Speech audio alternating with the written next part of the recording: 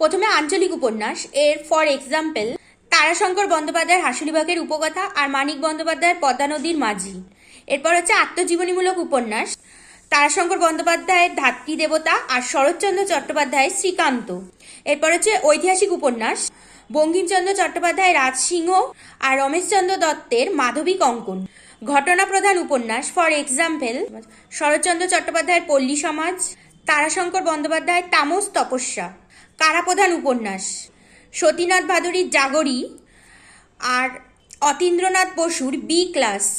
এরপর হচ্ছে চরিত্রপ্রধান উপন্যাস রবীন্দ্রনাথ ঠাকুরের গোড়া আর বঙ্কিমচন্দ্র চট্টোপাধ্যায়ের রাজসিংহ। পারিবারিক বা সামাজিক উপন্যাস রবীন্দ্রনাথ ঠাকুরের চোখের বালি আর বঙ্কিমচন্দ্র চট্টোপাধ্যায়ের বৃষ-বৃক্ষ। এরপর হচ্ছে বিজ্ঞান ভিত্তিক উপন্যাস, তার মধ্যে হচ্ছে সত্যজিৎ রায়ের প্রফেসর শঙ্কু আর প্রেমেন্দ্র মিত্রের ঘনাদা সিরিজের গল্প।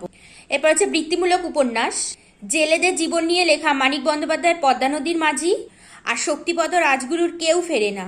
এরপর হচ্ছে কাব্য উপন্যাস রবীন্দ্রনাথ ঠাকুরের শেষের কবিতা আর অচিন্ত্য সেনগুপ্তের রূপসী রাত্রি। আর মহাকাব্য উপন্যাস হচ্ছে বিভূতিভূষণ বন্দ্যোপাধ্যায়ের পথের পাঁচালী আর তারাশঙ্কর বন্দ্যোপাধ্যায়ের গণদেবতা। ভিডিওটা যদি তোমাদের ভালো লেগে থাকে অবশ্যই লাইক, শেয়ার এন্ড সাবস্ক্রাইব করতে ভুলো না।